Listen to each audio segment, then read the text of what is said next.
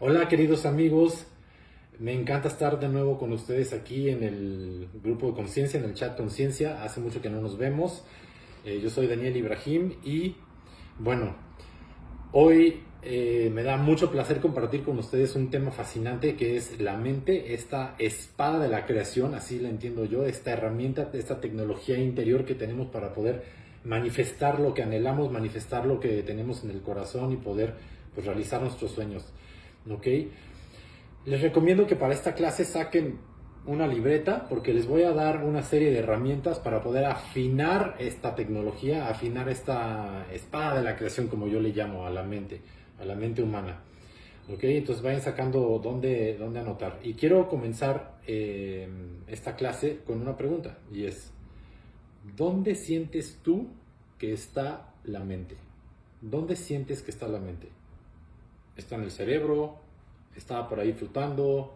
¿Está en tu cuerpo? ¿En dónde? Y si está en la cabeza, pues ¿en dónde? O sea, puedes apuntar con el dedo dónde sientes tú que está la mente, ¿sí?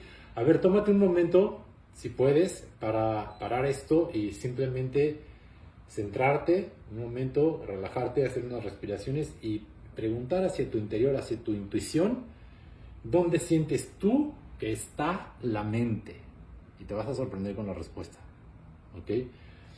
Ahora, tradicionalmente, por lo menos desde la perspectiva científica y materialista, siempre se ha creído que la mente está en el cerebro, o incluso que el cerebro es la mente, y no hay diferencia entre estas dos. Y esta ha sido una creencia, ¿ok? Vamos a ver, no estoy diciendo que esté bien o esté mal, no estoy diciendo nada de eso. Pero sí te quiero decir una cosa. Puedes extraer grandes partes del cerebro, sacarlas literalmente, sin que exista pérdida de memoria. Por lo tanto, ¿dónde está esa memoria? ¿Dónde está la mente? ¿Dónde está todo eso? Sí puedes extraer prácticamente cualquier parte del cerebro sin que exista esa pérdida. Entonces, ¿qué está sucediendo ahí? ¿Ok? Sí, una perspectiva ha sido que el cerebro es la mente, pero hay otra perspectiva, un poco más nueva y un poco más alternativa, que dice que el cerebro es una especie de interfase, una interfase entre mi biología y la mente. Piénsala, por ejemplo, como si fuera un televisor, ¿sí? Una televisión. Tú puedes, por ejemplo, tú tienes tu televisión aquí enfrente y tienes imágenes que estás mirando en la televisión. Si la televisión se descompone, ¿eso significa que esa información, esa señal ya no existe? O más bien lo que se descompuso es el receptor. Piénsenlo así porque parece ser que así, desde otro punto de vista un poco más alternativo, así está funcionando el cerebro. El cerebro es como ese televisor. Por supuesto, si el cerebro no funciona, si el televisor no funciona, pues entonces la mente no se puede, vamos a decir, manifestar en este plano de la 3D, en este plano en el que vivimos del mundo físico, ¿sí? Pero eso no significa que la mente no esté ahí. Ajá. Entonces, esto es muy interesante. Si pueden ustedes, si quieren buscar, por ejemplo, estos estudios de este famoso investigador mexicano Jacobo Greenberg de la UNAM, que estuvo haciendo muchísima investigación científica y estuvo haciendo mucha investigación con chamanes en México y todo, y escribió varios libros muy interesantes, entre ellos La teoría sintérgica, y él estudiaba cómo es que la mente crea la realidad. Si asumimos que hay una realidad allá afuera y que yo tengo un cerebro y con el cerebro lo percibo, eso es lo que asumimos. Parece que eso no es así, ¿ok? Por lo menos lo que dice Jacobo Greenberg es que tu mente está creando esa realidad. ¿Por qué? Porque imagínate, tú escuchas un sonido. Uh-huh. Ese sonido no existe. Lo que existe son moléculas de aire que están vibrando, entran en tu oído, tu cerebro genera una señal y después, por alguna razón que la ciencia todavía no conoce, se genera una experiencia subjetiva de sonido. Lo mismo con la luz. Entran fotones y entra al ojo, el cerebro genera una serie de reacciones y se produce una experiencia subjetiva de visión. Pero la experiencia subjetiva de la visión y el sonido no está en el cerebro como tal. Nadie se ha explicado cómo es que se genera una experiencia subjetiva a partir de esa información, ¿sí? Obviamente se cree que el cerebro es la interfase, pero la mente no es el cerebro, ¿ok? También esto pueden investigar, por ejemplo, sobre los campos morfogenéticos, ¿sí? Si quieren, búsquenlo así, Rupert Sheldrake, ¿sí? Pero bueno, pueden investigar campos morfogenéticos. Esas teorías están allá afuera, están siendo discutidas por muchísimas personas. No me voy a meter mucho en eso, ustedes tienen su criterio para ir investigando y viendo. Yo les pongo enfrente lo que hay, ¿no? Pero bueno, este famoso investigador mexicano, Jacobo Greenberg, hizo cosas muy interesantes, investiguenlo. Desapareció, o por ahí algunas teorías dicen que lo desaparecieron por estar haciendo X, bueno, no sabemos en realidad lo que pasó, ¿no? Pero bueno, ahí están las teorías. Ahora, ¿qué es la mente? Porque pues estamos preguntándonos dónde es, pero primero tenemos que saber qué es. Ahora les quiero decir algo aquí. No se ponen de acuerdo tampoco entre los científicos y entre los filósofos de qué es la mente, ¿no? Hay una definición que dice que la mente es este lugar donde suceden los fenómenos de percepción, que lugar, espacio, donde suceden los fenómenos de percepción. ¿Cuál lugar y cuál espacio? ¿En dónde? ¿O es un espacio de otra dimensión? ¿O es un espacio biológico? ¿A qué se refiere? Ok, esa es una posible definición. Otra es, si tú te metes, por ejemplo, en Wikipedia simplemente y buscas qué es la mente, te va a parecer que es un conjunto de facultades. Facultades de conciencia, facultades de imaginación, de percepción, de pensamiento, de inteligencia, de lenguaje, de memoria, de juicio o discernimiento. Y también incluye, esto es interesante, la emoción y el instinto, según esta definición. ¿Ok? El hecho es que no se ponen de acuerdo. Por ejemplo, ya mencioné, desde el punto de vista materialista, pues el cerebro es la mente. Desde el punto de vista del dualismo, que el dualismo lo que dice es que una cosa es el cuerpo y otra cosa es el alma. Desde ese punto de vista, la mente no es el cerebro, sino que están separadas. Y desde el punto de vista del idealismo, todo es mente y no existe otra cosa. Ahora, tampoco esto es tan descabellado si nosotros nos ponemos a entender que todo esto que estoy mirando es una renderización, es una imagen que está creando mi mente a partir de información. ¿Qué información es? Átomos. Átomos. Y por si creías que los átomos son materia, pues nada más te tengo una noticia. El 0.000000001% del átomo es electromagnetismo y lo demás es puro vacío cuántico. O sea que ni siquiera existe nada de lo que estamos viendo. Yo no existo, me estás mirando aquí, es una imagen de tu mente. Soy prácticamente vacío. Esto es impresionante. Esto es realmente impresionante porque nos coincide con todas estas descripciones que han hecho muchas culturas, ¿no? De que vivimos en una ilusión de alguna forma. ¿Ok? Bueno, otra discusión que está sucediendo también a nivel filosófico y a nivel científico es ¿quién tiene mente? ¿Sí? Desde una postura muy, vamos a decir, muy tradicional, científica, así, muy de antes, se creía que nada más los seres humanos tienen mente. ¿Sí? Porque pues nada más los seres humanos tienen razón según esto, pero yo creo que si le preguntamos a muchos de los expertos que están aquí en el grupo de conciencia, que por ejemplo trabajan mucho con animales, pues nos van a decir otra cosa completamente diferente, ¿no? Porque pues no es esto lo que se observa cuando tenemos mucha conexión con estos seres. Entonces también también existe esta pregunta de, bueno, los seres humanos tienen mente, entonces los animales también tienen mente, pero ¿y entonces el reino vegetal, las plantas también tienen mente? Y si me voy más atrás, y los insectos y por ejemplo los minerales tienen mente, un átomo tiene mente, ¿qué tiene mente? Es más, aquí viene la pregunta difícil, ¿una máquina podría tener mente? Y esta es una pregunta muy importante que nos vamos a estar haciendo en las próximas décadas, porque estamos ahorita en una lucha por nuestra humanidad. Es algo que está pasando muy fuerte. Está entrando pues, la inteligencia artificial y toda la tecnología y todo esto. Hay lugares, por ejemplo en Japón, donde ya está permitido que tú contraigas matrimonio con un robot. Entonces no es una pregunta trivial. En Arabia Saudita ya existe la primera mujer robot que tiene ciudadanía. Esto ya sucedió hace 3 años. Entonces, todas estas preguntas de qué tiene mente y qué no tiene mente, y si un ser con inteligencia artificial realmente tiene mente o no, o está vivo o no, todas estas cosas las vamos a tener que ir resolviendo como humanidad, es lo que se nos viene enfrente en las próximas décadas, ¿ok? Pero bueno, el hecho es que desde el punto de vista materialista, pues no se ha podido explicar cómo es que a partir de estímulos físicos de la 3D se genera una experiencia subjetiva. Eso no se ha podido explicar. Ahora, Ken Wilber, que es un gran filósofo ahorita que a mí me encanta y es un experto en la conciencia humana, dice que este dilema no se puede resolver. O sea, así de plano, la mente es un misterio. No se puede resolver estas discusiones. ¿Por qué? Pues dice, bueno, para el común de las personas, la mente es algo así como pues, mi voluntad, ¿no? Y el cuerpo son mis sensaciones. Para el materialista, pues es el cerebro y el cuerpo es el organismo. Para los filósofos, la mente tiende a ser el mundo interno y el cuerpo el mundo externo.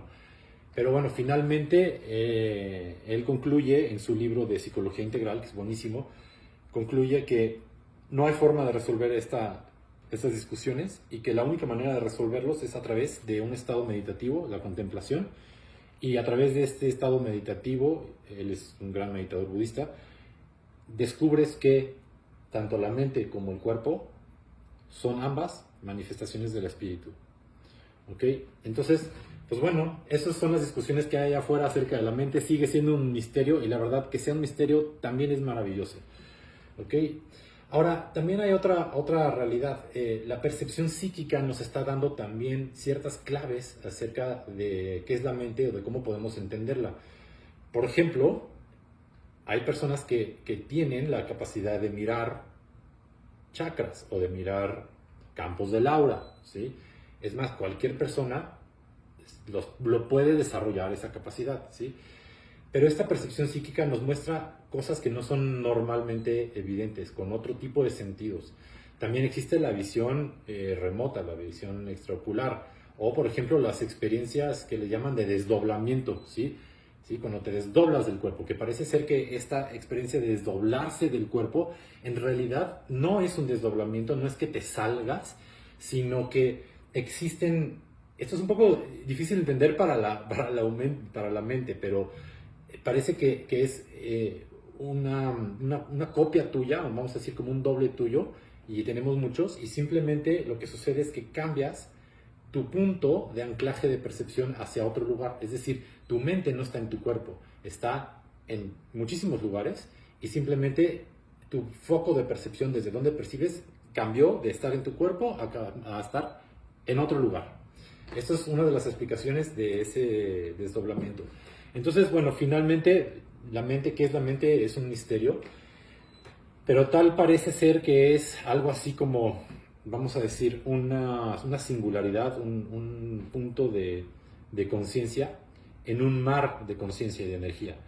Visualízalo como un iceberg, ¿sí? Está el océano y está un témpano de hielo, así un iceberg, ¿sí? El iceberg pues es vamos a decir, un objeto en sí mismo, pero tampoco está separado del resto del océano. Entonces, pues sí, tenemos una mente individual, pero también pertenecemos a una mente quizás universal. Y si nos vamos más lejos, pues en el Kybalion, en el primer principio hermético, nos dice que todo es mente. Entonces, bueno, ahí está enfrente todas las vertientes, ahí está enfrente de todo esto. Ahora, ¿qué es lo importante aquí? Más allá de tratar de entender racionalmente qué es la mente, lo importante es cómo me relaciono con ese misterio, primero. Y segundo es qué hago con la mente, finalmente, aunque no la pueda definir completamente, ¿qué hago con la mente? Y aquí las tradiciones budistas a mí me parecen excelentes para esto, porque se han dedicado a trabajar con la mente durante miles de años, de forma práctica, no de forma científica, de forma práctica. Y más o menos, sin meterme otra vez mucho en budismo, pero lo que tiende a decir el budismo es que la mente es como un huésped y el cuerpo es como una casa. La mente es un huésped sin forma, es decir, no tiene obstáculos de objetos, ¿sí? Porque es una energía que se ancla en el cuerpo. Y su característica para el budismo es que la mente es luminosidad y puede observar formas, ¿sí? Y el sufrimiento viene de una mente que no está depurada, porque finalmente si seguimos esta idea de Jacobo Greenberg de que estamos creando esta realidad, pues obviamente para dejar de sufrir necesitamos crear otras realidades de la mente, ¿no? Suena sencillo, pero la verdad es que es una práctica espiritual que a todos nos lleva mucho tiempo y pues bueno, yo lo único que puedo hacer en este momento es ponerles aquí algunas herramientas para que las vayan trabajando y las vayamos trabajando todos, porque esto es un camino para todos nosotros. Ok, ¿qué pasa? ¿Cuáles son las típicas jaulas mentales que necesitamos cuidar? Pues por ejemplo, primero entender que los pensamientos que tenemos son 90% los mismos pensamientos del día anterior y en piloto automático. Esto quiere decir que no estoy tomando el control de mi propia mente. O sea, lo que estamos pensando es igual que lo que pensé ayer y lo que pensé antier y lo que pensé el día anterior y así, siempre los mismos pensamientos, pues entonces obviamente voy a manifestar la misma realidad todos los días, ¿no?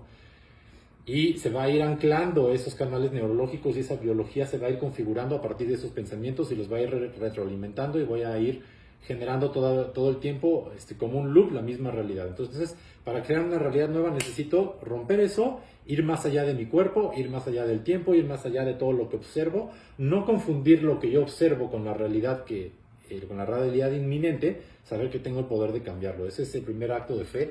Y pues entender que el 90% de nuestros pensamientos están en piloto automático y son los mismos que ayer y comenzar a tomar la decisión de qué pensamientos voy a pensar voluntariamente. Ahora, también otra jaula, la basura mental. La verdad es que la mayoría de las cosas que pensamos tiende a ser basura mental. Son cosas que pasan por ahí, es decir, tenemos que también empezar a reconocer que nosotros no somos esos pensamientos que están pasando por ahí. Tú estás observando esos pensamientos, tú no eres esos pensamientos, entonces los dejas pasar y ya está. Ajá. Otra típica trampa de una mente, vamos a decir, le han llamado de muchas maneras, una mente no depurada, una mente ordinaria, en fin, sería la comparación. Esta tendencia que tenemos los seres humanos a compararnos, por ejemplo, a ver características mías contra las de otras personas y juzgarlas peores o mejores, ¿no? Entonces, a lo mejor, altos contra chaparros, gorditos contra flacos, bonitos contra feos, inteligentes contra tontos, todas esas cosas que, sí, inadaptados contra adaptados, y juicios morales de todo tipo. Entonces, esas comparaciones son, vamos a decir, pueden ser una trampa de la mente muy fácil, porque una persona no es una cualidad, una persona es un sistema, y el sistema siempre es más que la suma de las partes. Entonces, no puedo compararme con otras personas a partir de una cualidad, porque soy todo un sistema, y soy un sistema único, y esa otra persona también es un sistema único. Y esta trampa nos genera mucho sufrimiento.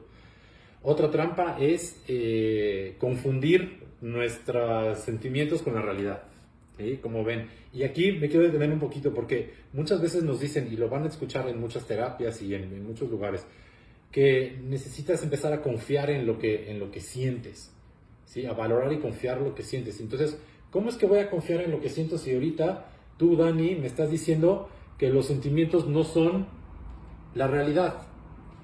Bueno, ahí te va.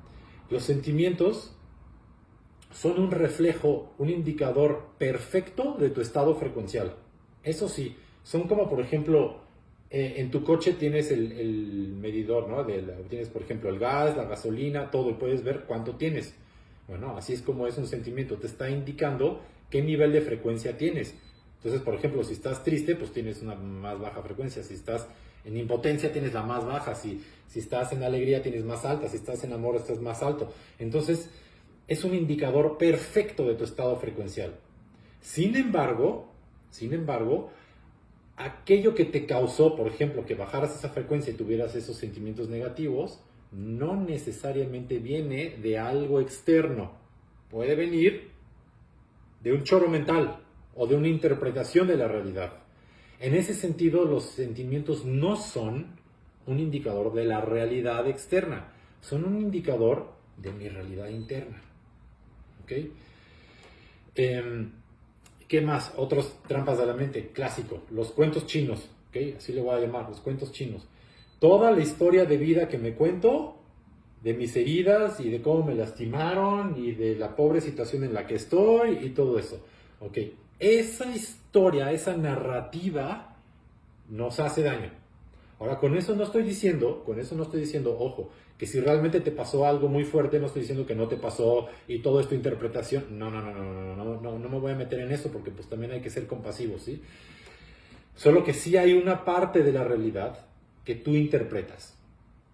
Una parte de la realidad que tú interpretas y eso te puede ir generando mayor sufrimiento o menor sufrimiento.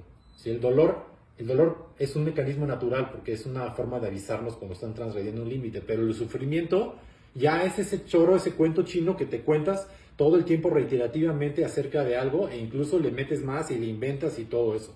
¿Ok? Entonces esos cuentos hay que comenzarlos a reescribir, sácate una hoja y si pudieras reescribir tu historia de otra manera, ¿cómo sería? Es más, haz un cuento de fantasía completamente distinto y escríbelo. Y luego haz uno que tú puedas, que tú puedas sentir más como propio, más coherente para ti. Y escribe una reinterpretación de cómo ha sido toda tu vida. Te juro que te vas a sentir mucho mejor. Y esto, pues, es una forma que tú puedes empezar a tomar el control de tu mente. ¿Qué más? El juicio y la intolerancia. Esa es otra trampa de la mente. El juicio y la intolerancia. Y a veces son espejos, ¿no?, de lo que no toleramos de nosotros mismos o cosas así. Pero finalmente el problema del juicio es que no está mirando la realidad. Es decir, ponemos etiquetas a las cosas y no miramos todo lo que hay ahí y no miramos las causas que hay ahí y no miramos la multidimensionalidad de las situaciones que hay detrás de aquello que juzgamos. Entonces también es una trampa. Otra cosa es, por ejemplo, esta confusión que hay a veces entre el deseo y una expectativa necia, un aferramiento necio a que algo suceda. Les quiero decir una cosa, el deseo no es algo contra lo que tú puedes luchar, es natural que tengas deseo, siempre vas a tener deseo, por más meditación que hagas, lo más probable es que siempre tengas deseo porque es la manera en que tú tienes de expandirte y de evolucionar y de crear algo en el mundo. Pero hay una diferencia entre un deseo y un apego. ¿Sí? Un apego es un aferramiento, es un lazo ahí tóxico con un resultado, ¿ok? Entonces hay que permitirnos desear, pero sin el apego y el aferramiento a que a fuerza las cosas tienen que ser como yo digo, ¿sí? Eso es también algo que hay que ir depurando de la mente. ¿Qué más? La culpa. Ojo, la culpa. Ahora, esto no quiere decir que yo no me dé cuenta de las consecuencias de mis acciones sobre los demás. Por supuesto que sí. Pero esta idea de buscar siempre el culpable todo el tiempo, en lugar de tomar la responsabilidad, la culpa se termina con la responsabilidad. En el momento en que te das cuenta que provocaste un daño, tomas la responsabilidad, lo reparas físicamente, emocionalmente, espiritualmente, ya. No hay necesidad de culpa, tú tienes una responsabilidad, puedes reparar, ¿sí? Y no se trata, por ejemplo, en las clásicas discusiones, tú tuviste la culpa, no, tú, no, pero tú empezaste, no, yo no sé qué, pero así, bueno, eso es una trampa también vamos a decir, de una mente no depurada, ¿ok? Otra, el miedo al ridículo. El miedo al ridículo, aquí les voy a recomendar algo. Vayan a una clase con unos clowns. Es fascinante cómo te rompen el miedo al ridículo. O sea, te rompen la coraza del ego por completo y te ponen en situaciones donde tú te vas a sentir ridículo y te ríes de ti mismo, ¿sí? Y en vez de tener esta actitud como rígida de yo tengo que ser perfecto y me van a juzgar y todo, bueno, el miedo al ridículo es una clásica. Ajá. Otra, ojo, por ejemplo, con... Esto me encanta. La satisfacción del deseo y el éxito. Ahora, estamos escuchando todo el tiempo pues muchísimas metodologías para lograr el éxito, buscar el éxito, manifestar el éxito, según cuál sea la definición de éxito para ti. Poco se habla de qué pasa una vez que ya encontraste el éxito o ya se vio satisfecho ese deseo, ese anhelo. Ajá. ¿Qué suele pasar? Pues que la mente dice, bueno, ¿y ahora qué sigue? ¿No? O sea, ya lo logré, pero ¿y entonces ahora qué hago con esto? ¿No? Lo tengo que sostener, pero luego además, ¿qué sigue? Pues normalmente lo que sigue es otro deseo. Y así se sigue. Entonces hay que empezar a reconocer esta naturaleza de la mente y comenzar a elegir aquellos proyectos y aquellos anhelos, aquellos cosas que queremos realizar que realmente pues nos nazcan desde un lugar del alma, ¿no? Porque sí, porque siempre vamos a estar en este círculo de buscar otro siguiente paso. ¿Qué más? el sectarismo, la visión desconectada. Con sectarismo me refiero a mirar el universo como separado. Ahora, aquí, esto es clásico de la manera en que obtenemos conocimiento hoy en día. Por ejemplo, la ciencia, que es algo fascinante. Sin embargo, también, y esto los mismos científicos ya lo empiezan a cuestionar, es una forma de obtener conocimiento que está disectada, es decir, aislamos las cosas. Por ejemplo, la biología tiene su área, la física tiene su área, la psicología tiene su área, la geología tiene su área, así. Cada uno mira una área diferente de la realidad. Y el hecho es que el universo no es así, no está dividido así, es uno solo. Entonces empezamos a generar un pensamiento que está disectado, que está partido, y necesitamos comenzar a mirar un mundo que está unificado. ¿Sí? Por ejemplo, si eres ingeniero, puedes calcular, por ejemplo, tienes una presa, ¿no? Entonces puedes calcular la cantidad de agua que fluye y las fuerzas que hay, los vectores, todo eso para saber cómo vas a construir la presa y así. Bueno, ok. Y pues vas a calcular las fuerzas que hay en el río y los materiales y todo eso, ok, pero quizás un ingeniero no va a tomar en cuenta, por ejemplo, la rotación de la Tierra o el efecto de la Luna y del Sol o de muchas cosas porque para su creación quizás esos parámetros no son relevantes y sin embargo sí afectan la realidad de esa agua y sí afectan la realidad de ese río, solo que no lo afectan para lo que él está buscando, pero lo puede afectar para otra cosa, ¿sí? Quizás no está tomando en cuenta, por ejemplo, cómo el poner esa presa ahí puede afectar a las comunidades que están ahí cerca y qué va a pasar entonces con ese impacto cultural y cómo va a afectar económicamente y todo eso por tener una visión desconectada de la realidad. Y esta es gran parte del sufrimiento que vivimos en este planeta y los problemas ecológicos y todo eso, pues mucho es por tener una visión fragmentada de la realidad. El universo no está hecho por fragmentos. Si es holográfico, es fractal, es unificado, es uno solo, ¿sí? Entonces, otra trampa de la mente no depurada es entender la realidad como fragmentada, cuando es una. Y finalmente, el significado que le añadimos a las cosas, ¿no? Si esta persona hizo esto es porque no me quiere. Si esta persona hizo tal cosa es porque es porque yo soy quién sabe qué. O si yo no tengo, no sé, un coche increíble, entonces significa que no valgo nada. Y, o sea, miles de cosas que nos inventamos desde la mente para asignarle significado a las cosas. Dense cuenta de todas las cosas que hay que ir depurando de la mente.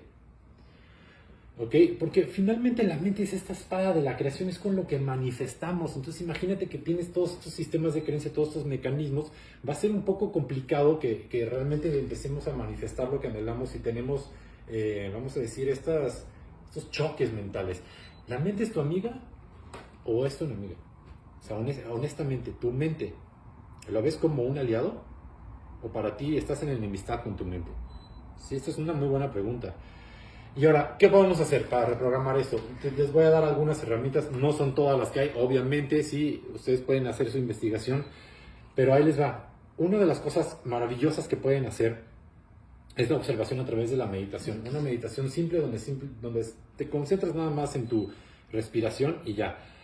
Ahora, ¿qué pasa? Mucha gente cree que cuando está meditando el objetivo es cancelar los pensamientos. Y si tienen un pensamiento, entonces, ¡ay, no lo logré! No, así no va, así no va. Es simplemente sentarte en posición de meditación, concentrarte en tu respiración y el objetivo no es no tener pensamientos, el objetivo es que cada vez que pase uno, lo observes y te regresas a tu respiración. Pasa otro, lo observas, te regresas a tu respiración. Pasa otro, lo observas, te regresas a tu respiración. Cada vez que haces eso, estás reprogramando todo tu cuerpo, estás reprogramando tu mente, estás reprogramando muchísimas cosas y es una victoria que se va acumulando. ¿Y para qué nos sirve? Pues para darte cuenta de todas las cosas que pasan por ahí. Simplemente para darte cuenta de todo lo que pasa por ahí.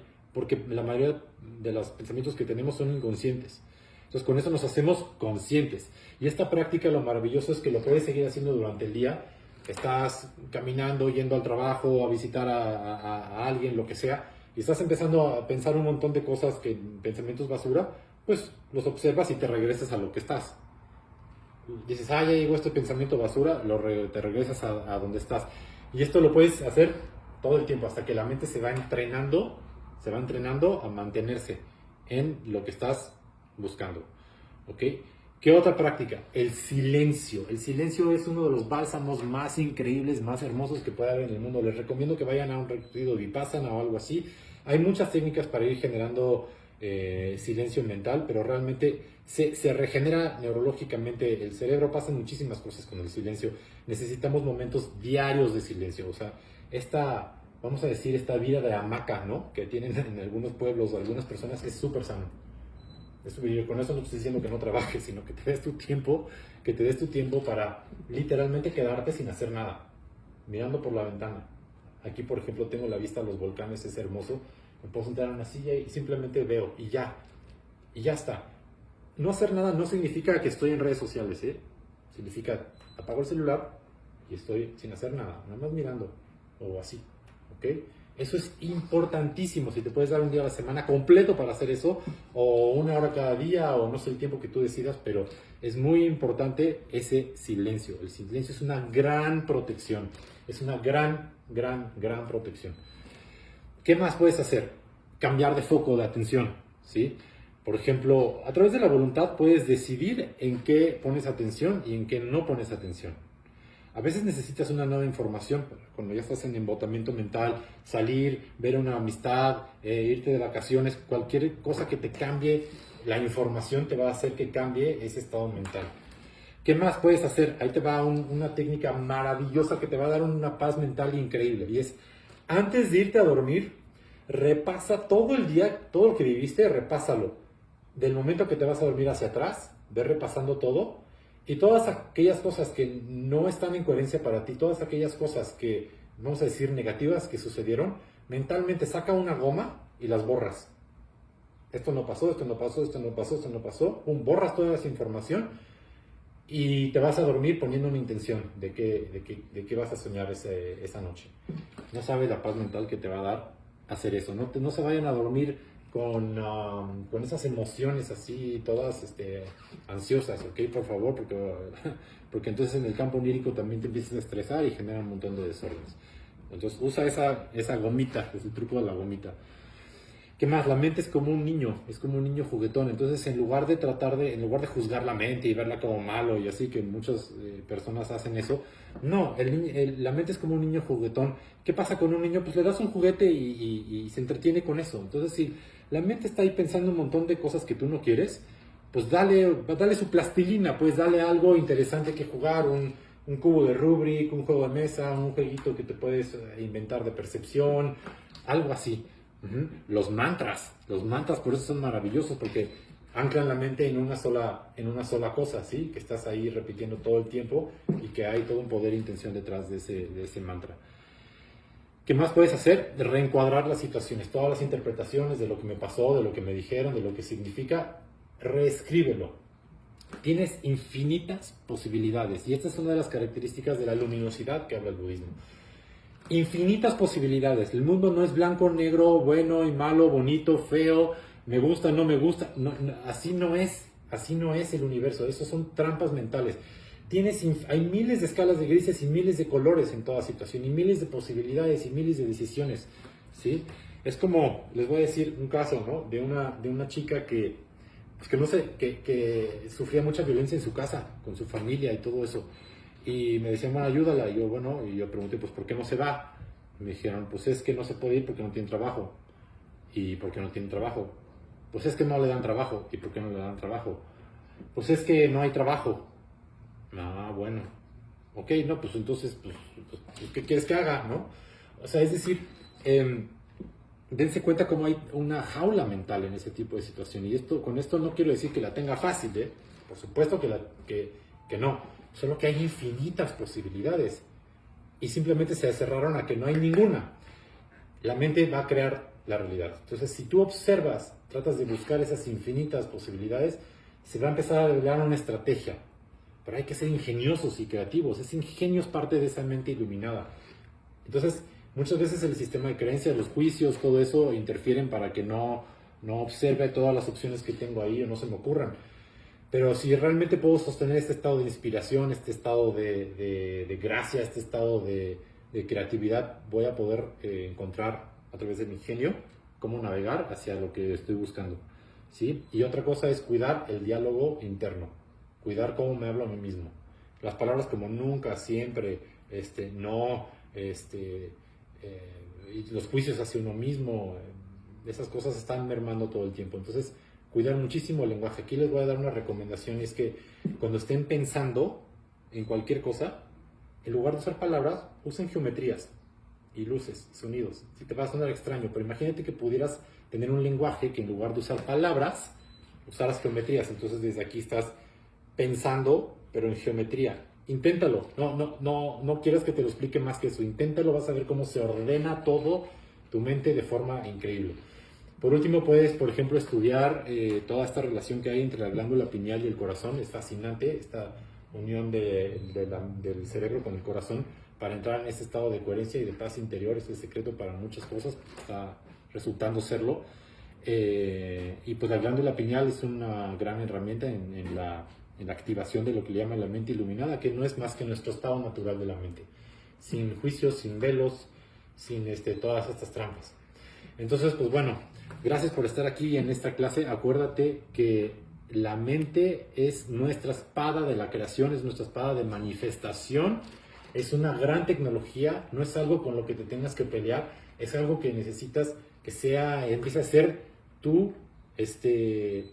aliado, tu amigo. Entonces, trata tu mente como un niño pequeño, como tu aliado, y con mucha compasión, ¿sí? Y pues gracias, y nos vemos pronto en una próxima clase.